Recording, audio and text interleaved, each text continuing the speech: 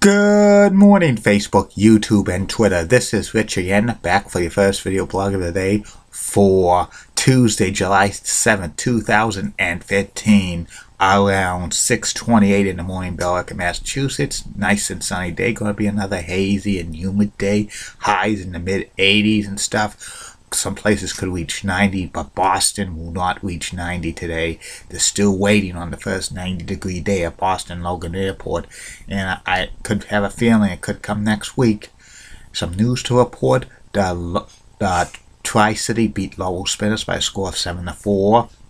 Jon Lester, pitcher of the Chicago Cubs, got his first major league hit after going 0 for 71, which is not good, but he's a pitcher.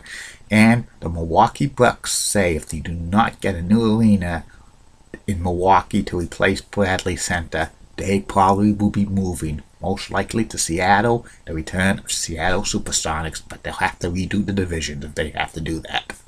That's about it on news. My first video subject of the day is my review of the WCW Great American Bash 1991 pay-per-view from Baltimore, Maryland. This was going to be titled Legend vs. Legacy. The main event was supposed to be Nature Boy Ric Flair defending the WCW Championship against Lex Luger, who's the reigning United States Champion. But the U.S. title was not going to be on the line for this one. It was supposed to be in a steel cage match. But a couple weeks before the pay-per-view, Ric Flair was fired from WCW after contract negotiations reached an impasse.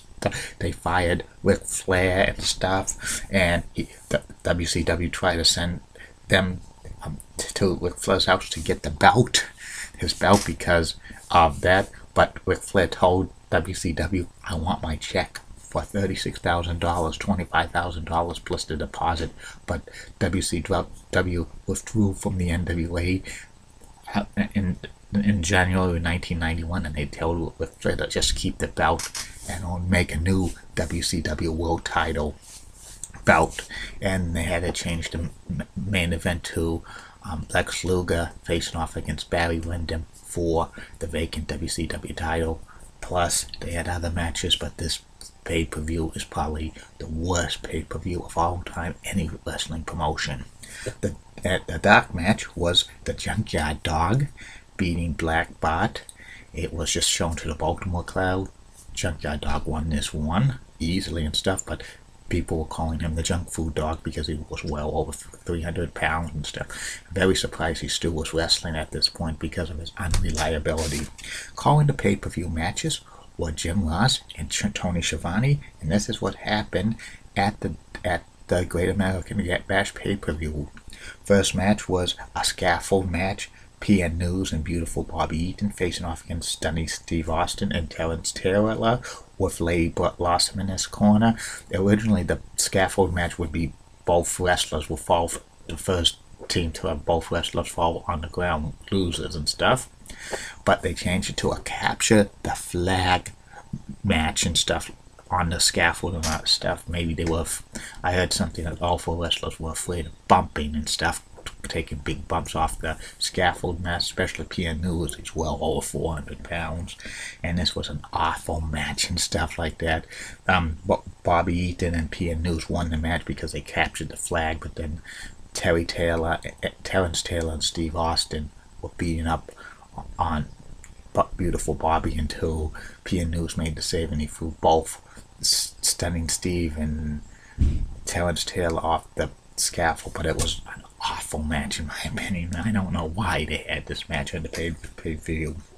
Next match, it was the Diamond Stud, who was played by Scott. That was one of Scott Hall's characters before he became Razor Ramon, with Diamond Dallas plays facing off against the Z-Man, Tom Zink, and stuff like that.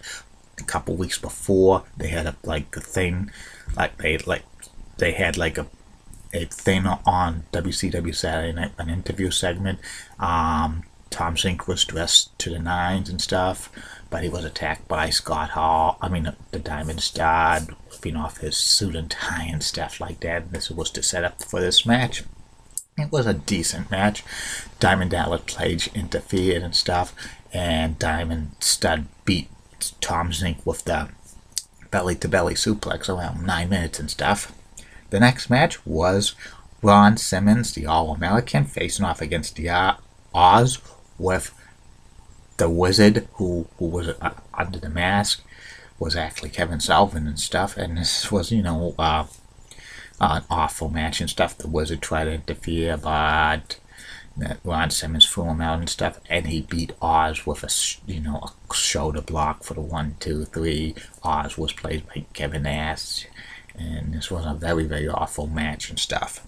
The next match was a grudge match. It was Richard Morton with Alexander York, because he became part of the York Foundation, facing off against his former partner, Robert Gibson of the Rock and Roll Express. This was probably the best match on the pay-per-view, in my opinion. About 17 minutes and stuff, back and forth, but the ending had Alexander York distract the referee, Bill Alfonso, and Richard Morton hits Robert Gibson with the laptop computer, pinning him 1, 2, 3.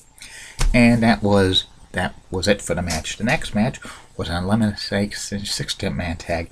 It was Dustin Rhodes, Natural, and the Young Pistols, who were Tracy Smothers and Steve Armstrong. They had to change their name from the Southern Boys to the Young Pistols around like 1991 for WCW, because they didn't want to be branded as a Southern Wrestling promotion, because it was shown nationwide, facing off against the Freebirds, Michael P.S.A.'s, and Jim Garvin, the U.S. Tag Team Champions at this time, and Bad Street, who was the late Brad Armstrong under a mask, and also the Freebirds and Brad Street were the WCW World 6-Man Tag Team Championships. It was an elimination 6-man tag team matches.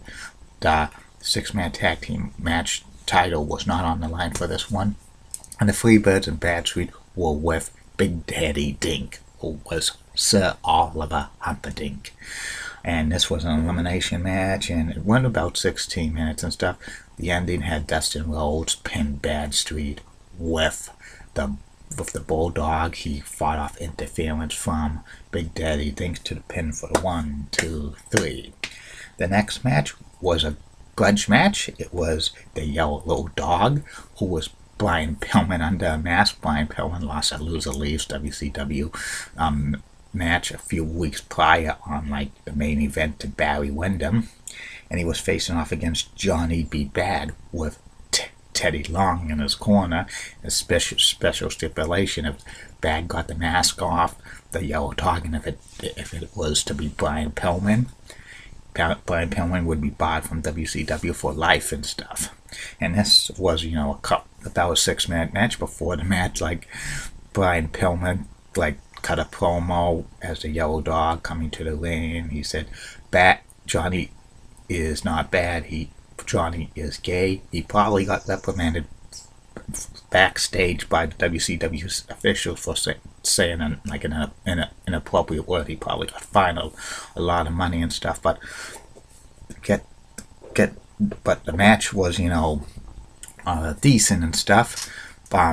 Yellow Dog gave the flying body press to Johnny B. Bad. That's one of Brian Pillman's favorite moves, but Teddy Long interfered in the pin attempt. 1, 2, he interferes, causing the automatic disqualification, and Long and Bad tried to rip off the mask, but the Yellow Dog fought back and stuff like that. It was an awful match in my opinion. Next match was a lumberjack match. They had axes and stuff. It was Big Josh, who was played by the late Matt Bourne, facing off against Black Blood, who was a mask wrestler, and he was matched by Kelvin Sullivan. Black Blood was Billy Jack Haynes, and this was a grudge match with lumberjacks with axes and stuff. Some of the lumberjacks was the Junkyard Dog, PN News, Black Bot, Richard Morton, Terrence Taylor, and a few others. Big Josh was kind of like the Hacksaw Jim Duggan of WCW at this point, because he was kind of a tough guy, but he didn't carry the American flag. It was kind of a poor man version of Hacksaw Jim Duggan, and it was a decent match. Ending had Dustin Rhodes interfere, hit Black Blood with an axe, and Big Josh won with the 1, 2, 3. But this was a very awful match and stuff like that. I didn't like the Big Josh gimmick and stuff. because it was, you know, a poor man's Hacksaw Jim Duggan stuff, and he didn't carry the American flag, but they probably would have gotten in serious trouble by WWE because that would be kind of character infringement. The next match was a grudge match. It was El Gigante facing off against a one-man gang with Kevin Sullivan. A few weeks prior to it on WCW Saturday Night, the one-man gang and Kevin Sullivan attacked El Gigante and cut his hair shades of 1984 when Ken Patera and Big John Studd cut Andre the Giant's hair and raped his dignity, but he didn't rape the dignity of El Gigante because he wasn't that big of a star. El Gigante won this match after blocking that attempt, kicking the attempt of the one-man gang, throwing powder in his face. He kicked it into the one-man gang's eyes and gave him the clothesline for 1, 2, 3. El Gigante is one of the worst wrestlers of all time. I'm very surprised he was even on this card and stuff, because last Great American Bash, he didn't even get into the match. The next match was a Russian chain match. It was Nikita Koloff facing off against a Mankind Goldstein. The Russian chain match, the only way to win if the wrestler has to touch all 4 corners, and it was a back and forth match. And then Nikita Koloff touched one turnbuckle, but Sting touches another one. Nikita touches second one, Sting touches the second one. Nikita touches the third one, Sting touches the fourth one, and they to go to the fourth one and stuff like that. Both of them hit it, but the referee said Nikita Koloff hit it first. He wins the Russian chain match, but Sting attacks Nikita and gets back and brings him out of the ring. It was a decent chain match, but you know, Sting should have went over in this one because it was the biggest face in WCW. The next match was the steel cage match for the WCW World Title.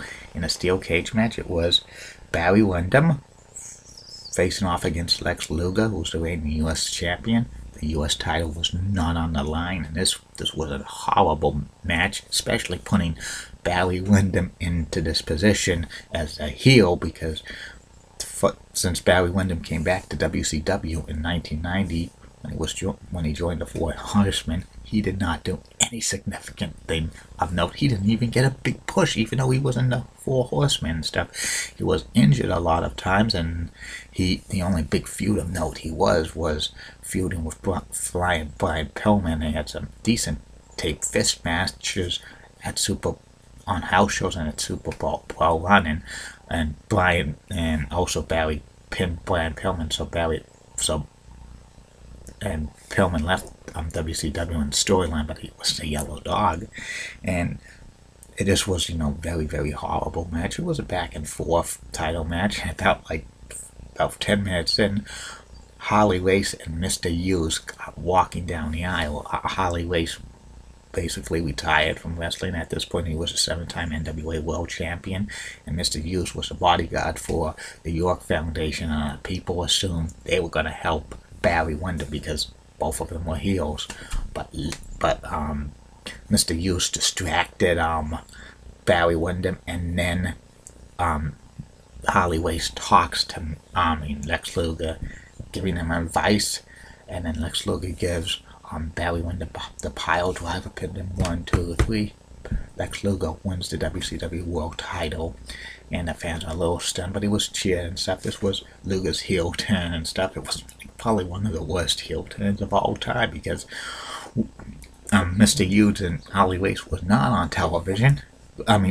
Harley Race wasn't on television, and Mr. Hughes was like a bodyguard to the York Foundation. It was an awful heel turn, but you know, Luger deserved to be WCW World Title champion at this time, but you know, he didn't make a great champion. And then the final match was, you know, this was quote unquote the main event. It was originally going to be Rick and Scott Steiner and Missy Hyatt in a mixed 6-tag team match against Paulie Dangerously and Barry Windham and Arn Anderson, but it was changed because Barry Windham went into the main event and Scott Steiner got injured, and it was in a steel cage match, and this was going to be a revenge match. But before the match, when Missy Hyatt was coming down with Rick Steiner, she was kidnapped by the Hardliners, who were Dick Slater and Dick Murdoch, but I heard something that the Maryland State Athletic Commission at the time did not want a lady wrestling a man, and that's how the gimmick was. And then Rick Steiner has to wrestle Paulie Dangerously and Arn Anderson in a handicap match. It only went 2 minutes. Rick Steiner clotheslined Paulie Dangerously for 1, 2, 3. It's an awful way to end the pay-per-view. This was, quote unquote, the main event of the Great American Bash, and was awful. And this pay-per-view was so awful. Only maybe one decent match. It was Richard Morton against Robert Gibson. That wasn't the only Disney match. Others were like awful, just awful, poor and stuff like that. Especially the world title match made no sense. Just that made no sense for Lex Luger to associate with Harley Race and Mr. Hughes, because they never had a history and stuff. There was no build up for that. I think WCW wasn't in a big bind because of Ric Flair being fired and stuff. And the fans were chanting, "We want Flair, we want Flair, we want Flair, we want Flair." This Great American Bash pay-per-view, I give it an F. And if it was a grade, it would get 0. Like one person I knew years ago, he had an Italian teacher. He was nicknamed Mario, and he said Mario 0. So this is 0 in my opinion. Well, in a few more minutes, I'll be back with the second video blog. Will be about the top 10 WCW wrestlers, personalities that should have been in the NWO during 1996 to 2000, because 19 years ago today Hulk Hogan turned heel at the Bash at the Beach and joined Kevin Nash and Scott Hall to form New World Order Wrestling, NWO for life. And keep calm, and I'm a Julie Bretton guy. See you in